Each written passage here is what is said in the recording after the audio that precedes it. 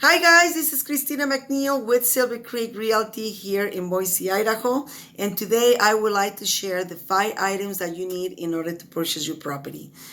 I have experienced in the last 18 years with the lenders the main things that they usually ask. And it's important to have those pieces together because that's the only way the lender will be able to help you to pre-qualify you.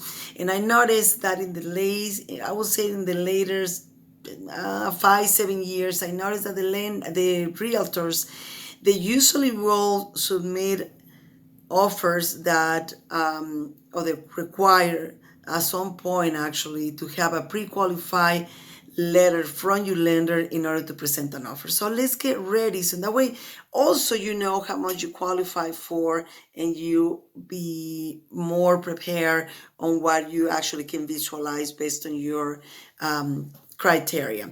So the first thing that they're going to ask you is your taxes. Let's write it down, those 5 items. The first one is your taxes with your W-2s or 1099s.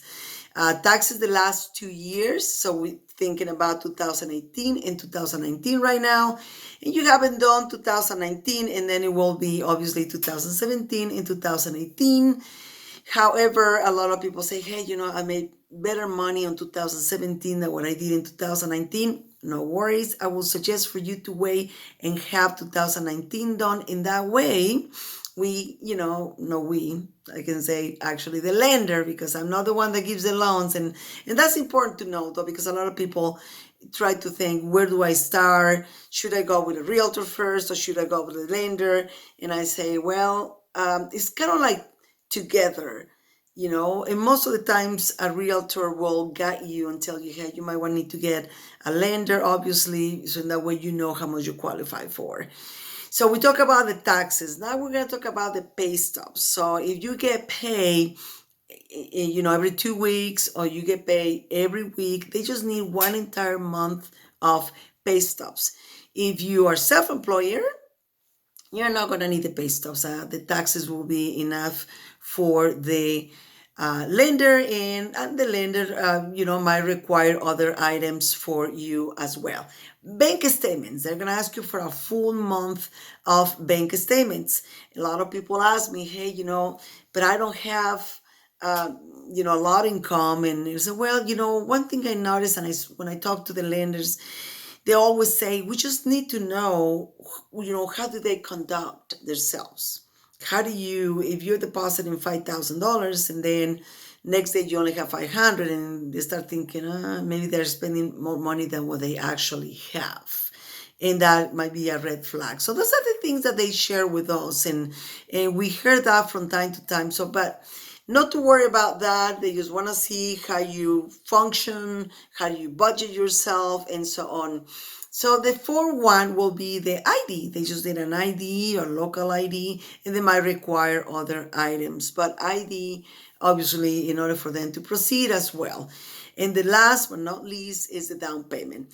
Now, a lot of people come and say, I don't have the down payment. And I say, well, I noticed that a lot of people come with ideas like, hey, I have a car that is paid off. I was thinking to use the car as a down payment. And otherwise, I heard that if you have a specific criteria, you might qualify for the first time home buyer assistance program. Yeah, that is true.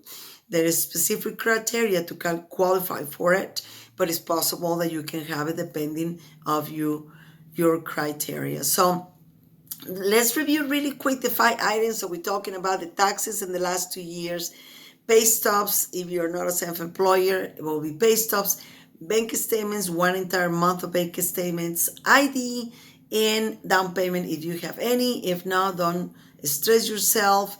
It's good to have it, of course, but I know that the lender will guide you and tell you those are the things that you need.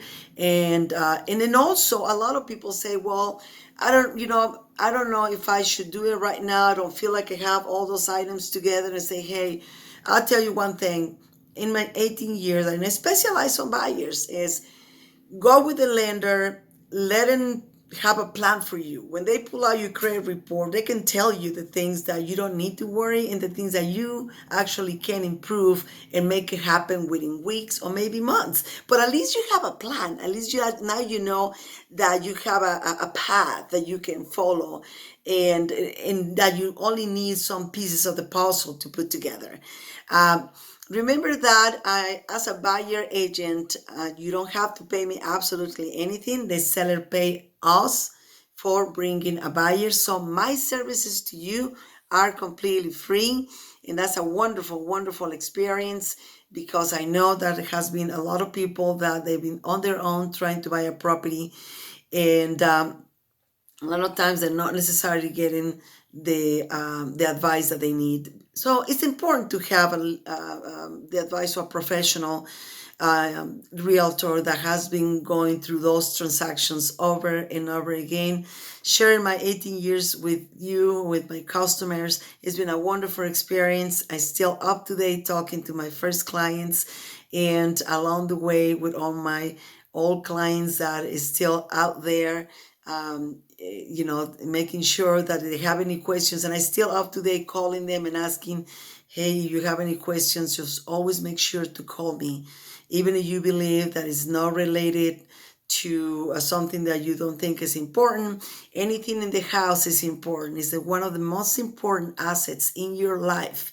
I'm here for you and for a long, long time, from the beginning to the end, and after we finish. So here, Christina McNeil with Silver Creek Realty. Thank you for listening to this video, and I'll see you in the next one. Take care.